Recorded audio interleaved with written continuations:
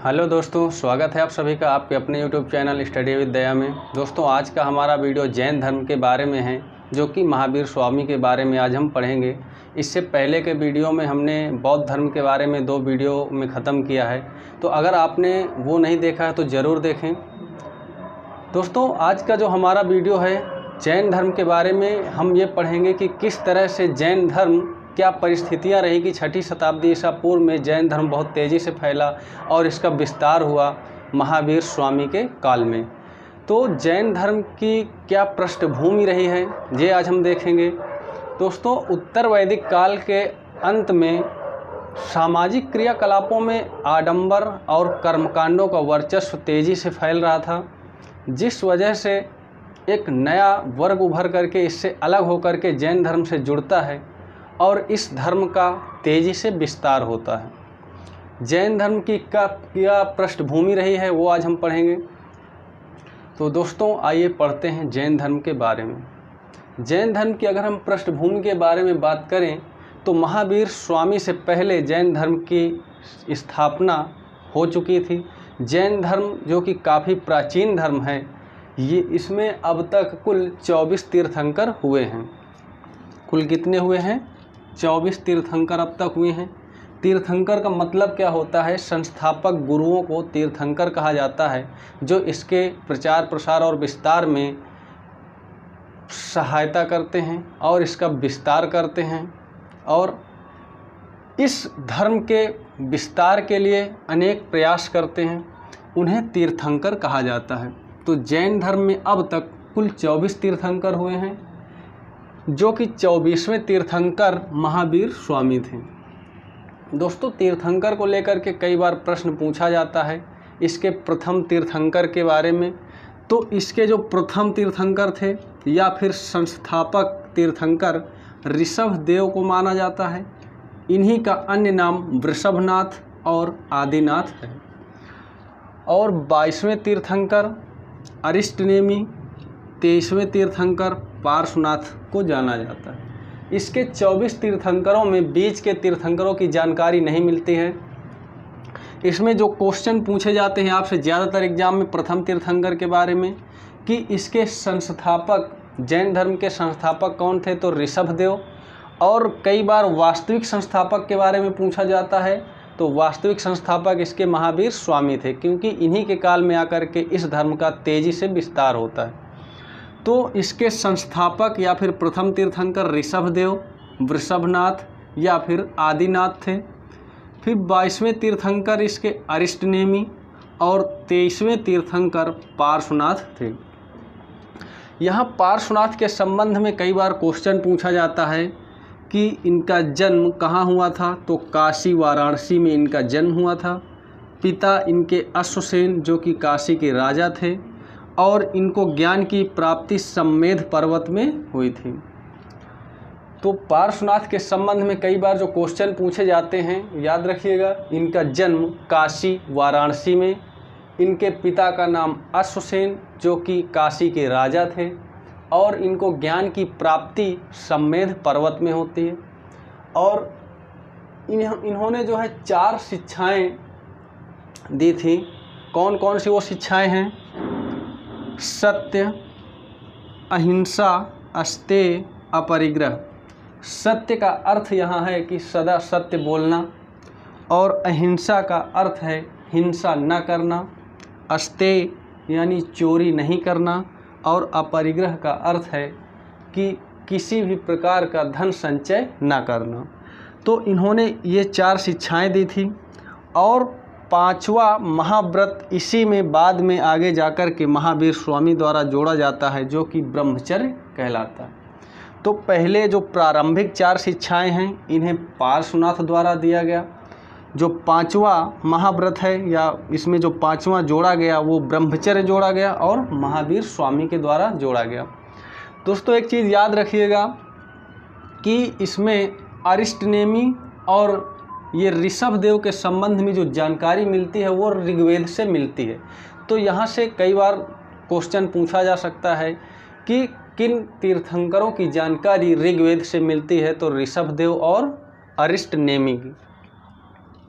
इन दो तीर्थंकरों की जो जानकारी मिलती है वो ऋग्वेद से मिलती है। तो यहाँ पर हमने क्या देखा कि जैन धर्म में कुल अब तक 24 तीर्थंकर हुए हैं, जिसमें पहले तीर्थंकर का नाम ऋषभदेव, आदिनाथ या फिर वृषभनाथ था। दूसरे तीर्थंकर के बारे में या फिर तीसरे तीर्थंकर, जितने बीच के तीर्थंकर हैं उनकी जानकारी ज़्यादा नहीं मिलती है। 22वें तीर्थंकर, जहाँ से कई बार प्रश्न पूछे जाते हैं, हम उन्हीं के बारे में बात करेंगे। 22वें तीर्थंकर अरिष्टनेमी थे, इसकी जानकारी भी हमें ऋग्वेद से मिलती है। और 23वें तीर्थंकर पार्श्वनाथ थे। पार्श्वनाथ के संबंध में कई बार क्वेश्चन पूछा जाता है कि इनके पिता का नाम क्या था, तो अश्वसेन था। ये काशी के राजा थे और इन्हें ज्ञान की प्राप्ति सम्मेद पर्वत में होती है। इन्होंने 4 शिक्षाएं दी थी, सत्य, अहिंसा, अस्तेय और अपरिग्रह। इसके बाद इसमें 5वां महाव्रत आगे जाकर के जोड़ा जाता है, जो कि महावीर स्वामी के बारे में जोड़ा जाता है। तो 5वां महाव्रत ब्रह्मचर्य इसमें बाद में जोड़ा जाता है। अब आगे चल करके हम महावीर स्वामी के बारे में पढ़ते हैं, जो कि 6ठी शताब्दी ईसा पूर्व में इनके द्वारा इस जैन धर्म का तेज़ी से विस्तार होता है। तो जैन धर्म में महावीर स्वामी का काफ़ी महत्वपूर्ण योगदान रहा है। महावीर स्वामी से ही कई सारे क्वेश्चन पूछे जाते हैं। इनका जन्म 540 ईसा पूर्व कुंडग्राम वैशाली में हुआ था।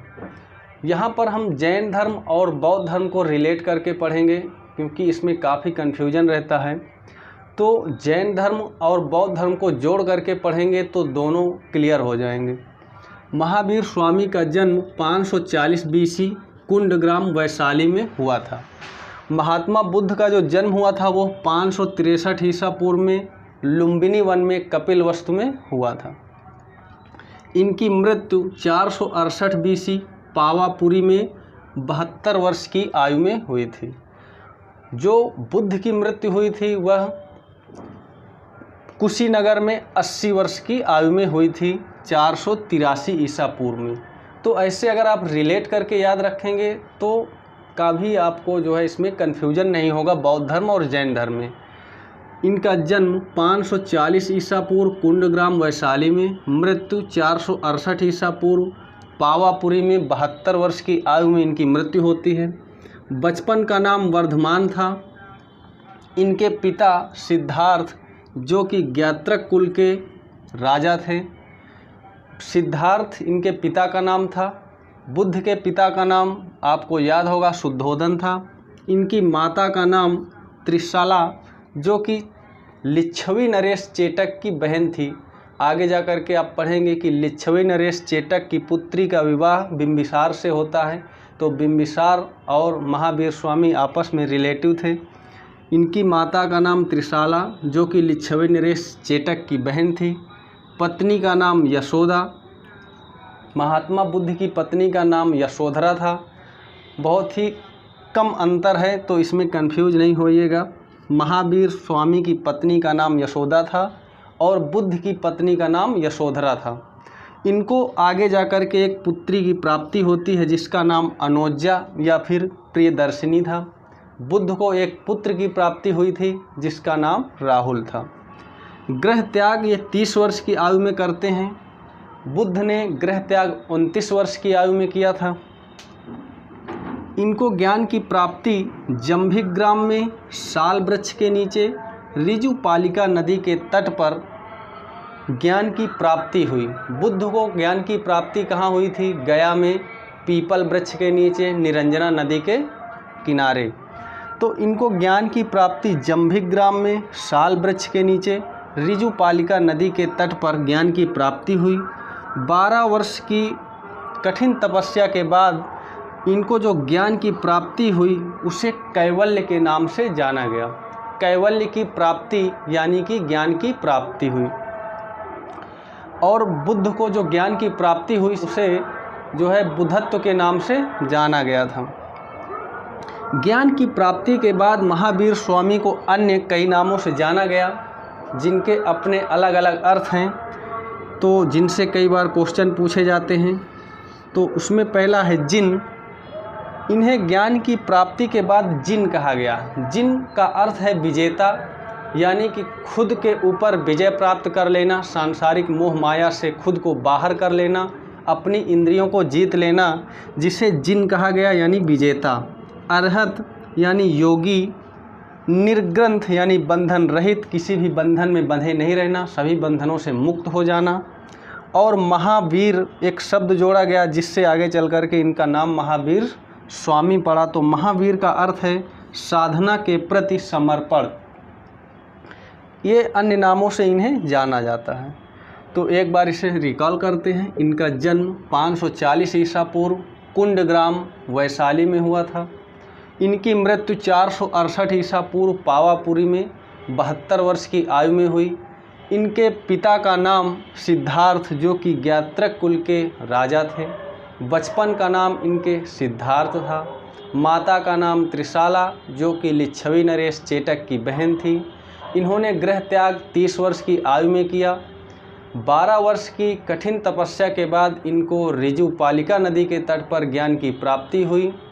जब इन्हें ज्ञान की प्राप्ति हुई तब यह 42 वर्ष के थे। इनकी पत्नी का नाम यशोदा था। पुत्री का नाम अनोजा या प्रियदर्शिनी था। इन्हें ज्ञान की प्राप्ति के बाद अन्य नामों से जाना गया, जिन, अरहत, निर्ग्रंथ, महावीर, और ज्ञान की प्राप्ति को कैवल्य की प्राप्ति के नाम से जाना गया। तो इसको आप लोग याद रखिएगा। यहाँ से बहुत सारे क्वेश्चन पूछे जाते हैं और कई बार पूछे गए हैं। आगे हम देखेंगे इनके क्या उपदेश और क्या शिक्षाएं रहीं, महावीर स्वामी ने क्या उपदेश दिए और इनकी क्या शिक्षाएं रहीं, जहाँ से कई बार क्वेश्चन पूछे जाते हैं। तो इन्होंने जो प्रथम उपदेश दिया राजगृह में दिया, जो कि मगध की राजधानी थी। बुद्ध ने अपना प्रथम उपदेश सारनाथ में दिया था।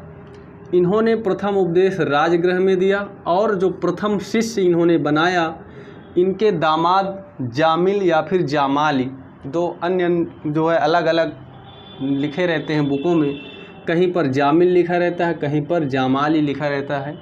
तो इनके जो दामाद थे, प्रियदर्शिनी के पति, इनके प्रथम शिष्य बने, जो कि इनके दामाद थे।